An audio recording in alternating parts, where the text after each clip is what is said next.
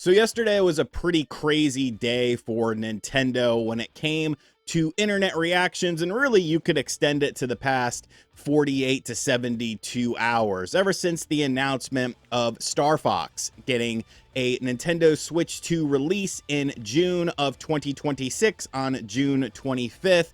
The Star Fox Direct, the new visual style of the characters. People have been debating this all over the place, whether or not they like the designs or not. You know, to me personally, it's not that big of a deal because you're in the cockpit of the R-Wing or the Landmaster most of the time, so you're not really going to see the characters. But ever since then, it's definitely been a snowball effect. There has been positive stuff. Nintendo sold 20 million Nintendo Switch 2 units in its first fiscal year on the marketplace. They're looking to sell over 16 million over the next fiscal year. Of course, there were some really good software sales, but underneath all of that, there was a negative situation brewing. The unthinkable happened. What I was told would not happen in 2026 did indeed happen in 2026. And if you're a longtime viewer of this channel, you would know that it was going to happen at some point this year. I told you guys that the Switch 2 was going to go up in price in 2026, probably to $500 if you live in the United States. And lo and behold, the system did indeed get an announced price increase starting on September 1st in the US and other regions as well.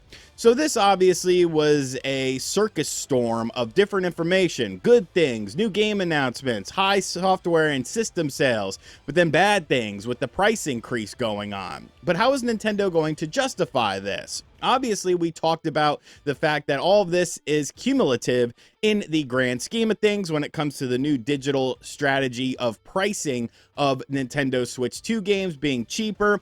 But what was Nintendo going to do to ensure additional quality? Because if you just throw a system out there with a price increase and you don't really have many big titles to go along with it, well, you kind of see what has happened with the Xbox platforms and the PlayStation platform. Since they have done their price increases, sales have definitely slowed down dramatically versus when they were available at a cheaper price. Well, Nintendo has indeed addressed this. They've talked about some things, so I want to talk about that in today's video. First time on the channel, hit that subscribe button. But Nintendo and Mr. Furukawa came out and apologized. They apologized for the price increase. They said, we're sorry.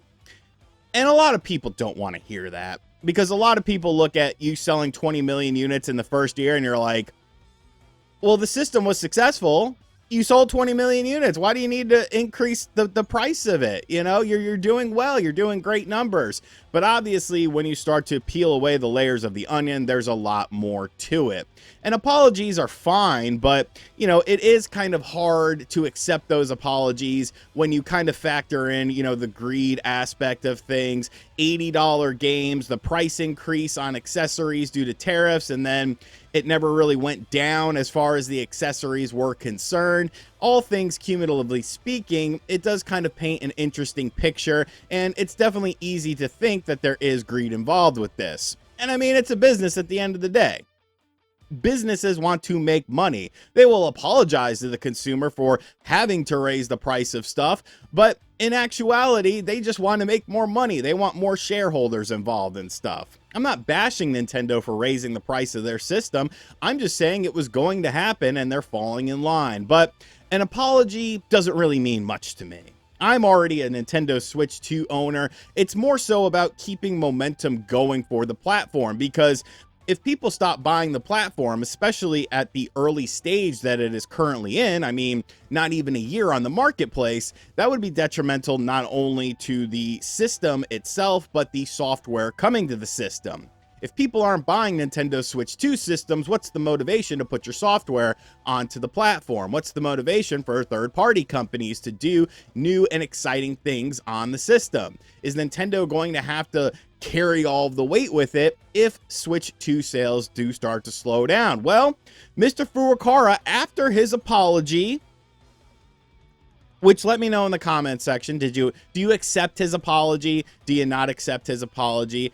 Actually did say something quite interesting. Of course, it's market conditions. That's the only reason why we have to raise the price. But he said that they will prepare a robust software lineup to enhance the Switch 2 ownership value, and that they will work diligently to overcome the price increase barrier. A robust software lineup. Are we sure that Furukawa doesn't talk to DSP? I'm just asking. Robust, tangy, savory? Is it a tangy upcoming lineup? Is it a savory upcoming lineup? Or is it just robust? Like, when was the last time you heard somebody use the word robust outside of like DSP? Like, that made me laugh so hard. But we have this savory, tangy lineup of games coming out for the Switch 2 that will overcome the price barrier that has now been added to the system of the additional $50. Now, friendly reminder, you could still buy the system for $450 right now. I'll have an Amazon link to it in the description box and in the pinned comment. So if you want to save that $50, go ahead and do it now before September 1st happens if you think you're going to be interested in a Nintendo Switch 2. Now, obviously, when it comes to the lineup of games, that's kind of the biggest mystery of the second half of the year. There's only one Switch 2 game that we know of from Nintendo that does not have a release date, and most people, myself included, expect it to be an August release, and that, of course, is the new Fire Emblem game. Every other game that Nintendo has talked about for the Switch 2 has a concrete release date. It's coming out or has already came out. So the back end of 2026 is definitely, very wide open. Wide open spaces. But like, seriously, like, we don't know of anything going on with this. But when I kind of look at the timing, especially in the United States and North America in general, for this price increase for the Nintendo Switch 2, I do think it says a couple different things. I do think, going along with what happened with Star Fox, and that actually being a real game, I think we can all agree that Ocarina of Time is going to indeed happen this year. I think Nate's intel once again was right.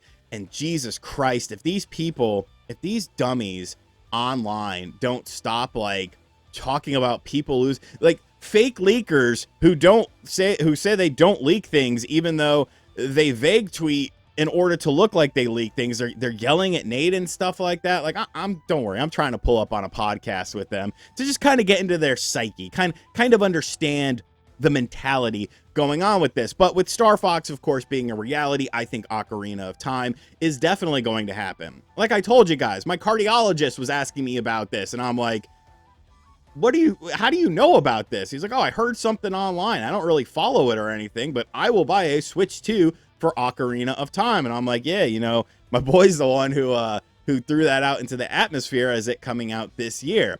I think that would be a huge seller for not only software sales, but hardware sales as well. You get that nostalgia, and you also get that newer audience in there as well. The Zelda audience is larger than it has ever been in 2026 than, it was when Ocarina of Time came out. So I think that would be a smart decision.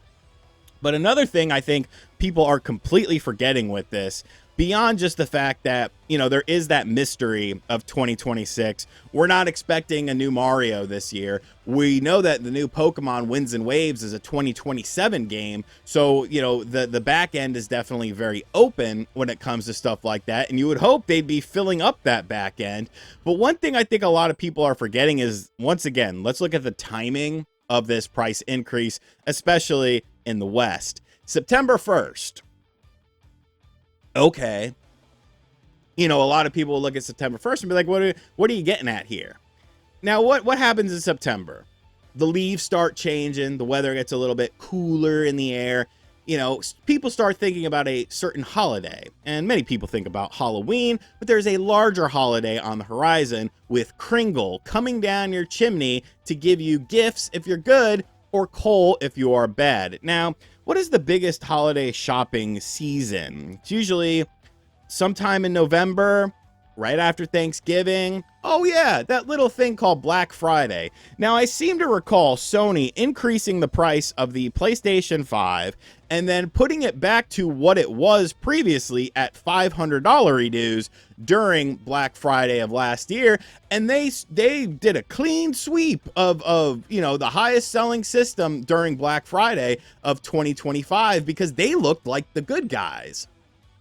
Nintendo is going to do the exact same thing. There's going to be a $500 Black Friday bundle, and then there's going to be a $450 standard thing. So they will take the play page, you know, the playbook out of Sony, take a page out of it, and then do that price decrease with parentheses around it, or that's a quotation marks. It's not a parenthesis. You can't, I mean, you kind of could do a parenthesis with your hand, but they're going to take a page out of that. The Switch 2 is going to be $450 during, you know, the Black Friday season, and then we go back up to $500. That's going to cause a huge rush of people.